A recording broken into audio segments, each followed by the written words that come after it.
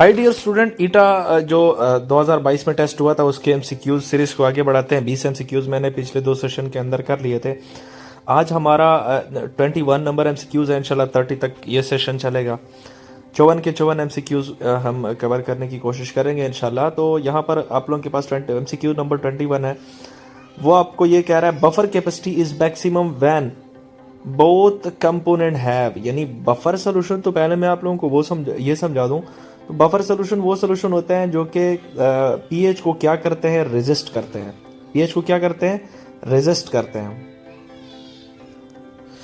तो आप लोगों के पास जो बोथ कंपोनेंट की बातें हो रही है ना यहाँ पर, तो बोथ कंपोनेंट का मकसद ये है कि जो आप लोगों के पास वीक एसिड और उसका साल्ट है स्ट्रांग बेस के साथ, या फिर वीक बेस उसका स्ट्रांग है, सॉल्ट है स्ट्रांग एसिड के साथ, वो कंसंट्रेशन में कितना होना चाहिए। तो जाहिर सी बात है आप लोगों के पास हाई एंड इक्वल कंसंट्रेशन, यानी जो साल्ट है पार्टिकुलर कंपोनेंट का प्लस जो उसका या तो वीक एसिड है या फिर उसका वीक बेस है, साल्ट भी ज़्यादा कंसंट्रेशन में हो और उसका जो दूसरा कंपोनेंट है वीक एसिड या फिर कोई भी वीक बेस वो भी हाई कंसंट्रेशन में हो, तब जाके आप लोगों के पास बफर कैपेसिटी जो है वो ज़्यादा होगी। तो ऑप्शन क्या है हमारा, डी है।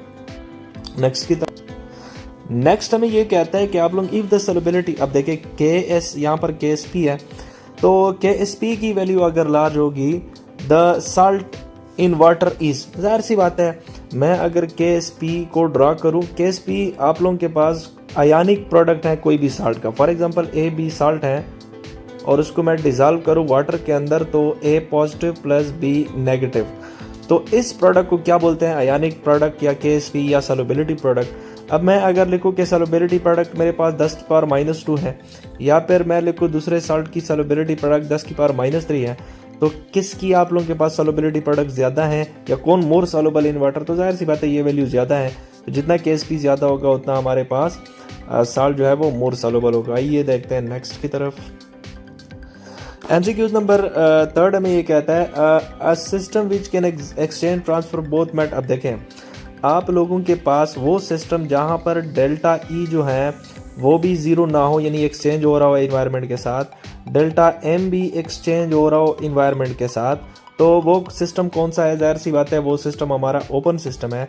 कोई भी फॉर एग्जांपल हमारे पास एक कप है, उसके अंदर एक टी पड़ी हुई है, तो ये उसका जो अपर पार्ट है वो खुला हुआ है, तो आप लोगों के पास यहाँ से एनर्जी भी जाती होती नज़र आएगी और आप लोगों के पास जो मास है, वाटर वेपर्स है, वो भी यहाँ से रिलीज होते हुए नजर आएंगे आप लोगों को। तो इस सिस्टम को क्या बोलते हैं, ओपन सिस्टम। आइए देखते हैं नेक्स्ट की तरफ। अच्छा, ये एमसीक्यूज हमसे ये कहता है कि जो तमाम एनर्जी का जो सम है वो किसके बराबर होगी। जाहिर सी बात है किसी भी बॉडी के अंदर जो vibrational kinetic energy, translational kinetic energy, quantum energy, जितने भी एनर्जी है उसकी जो सम है उसके वो किसके बराबर है, इंटरनल एनर्जी के बराबर है। तो ये ऑप्शन क्या है, इंटरनल एनर्जी का। नेक्स्ट की तरफ आते हैं जी। अच्छा, ये बहुत सिंपल एमसीक्यूज दिया गया है। ये कहता है कैथोड की जो रिडक्शन पोटेंशियल है, तो आप लोगों के पास हमेशा के तौर पर देखिए यहाँ पर एक 2 टर्मिनल है, इसको हमें नोड कहते हैं, इसको कैथोड कहते हैं। हमेशा के तौर पर जो पॉजिटिव चार्जेस है उसकी रिडक्शन कहाँ पर होती है, कैथोड के ऊपर होती है। तो कैथोड जो है उसके ऊपर चार्ज कौन सा होता है, नेगेटिव चार्ज होता है। तो जाहिर सी बात है नेगेटिव चार्ज वो एक्वायर करते हैं जो कि अपने आप को रिड्यूस करते हैं।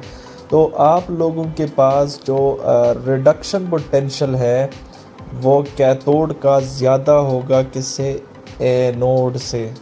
आइए देखते हैं नेक्स्ट की तरफ। नंबर 7 की तरफ आते हैं, रेडियस। अब देखें फॉर एग्जांपल पेरेंट एटम है, अगर वो इलेक्ट्रॉन गेन करता है तो आप लोगों के पास इस पेरेंट एटम के ऊपर नेगेटिव चार्ज आएगा। अब इस नेगेटिव चार्ज को हम क्या कहते हैं, एनायन कहते हैं। इसकी रेडियाई जो है वो पेरेंट एटम से ज़्यादा होती है। तो हमारा ऑप्शन क्या है, डी ऑप्शन है। नेक्स्ट की तरफ आते हैं।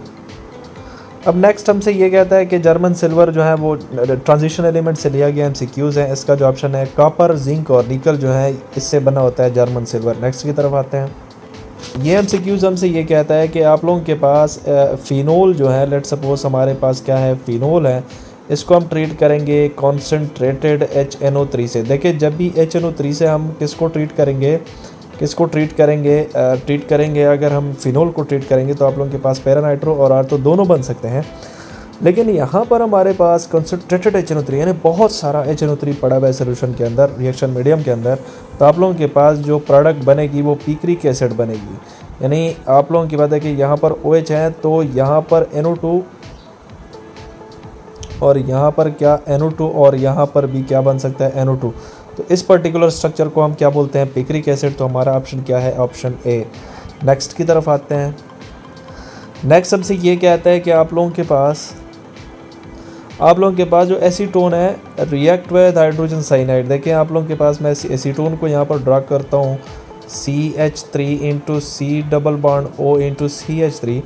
अगर मैं इसको ट्रीट करूँगा HCN से तो आप लोगों के पास H plus into cyanide negative. तो साइनाइड नेगेटिव सबसे पहले पार्शियल पॉजिटिव कार्बन पे अटैक करके ये इलेक्ट्रॉन इधर शिफ्ट हो जाएंगे और ये H प्लस जो है, ये वाला H प्लस जो है वो इस ऑक्सीजन के ऊपर क्या लग जाएगा।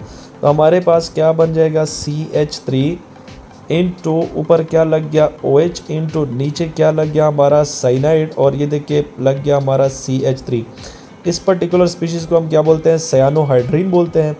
अब इसको इनिशिएट किसने किया, हमारे पास साइनाइड ने। साइनाइड के ऊपर नेगेटिव चार्ज है तो हमारा न्यूक्लियोफाइल, ये रिएक्शन न्यूक्लियोफाइल हुआ।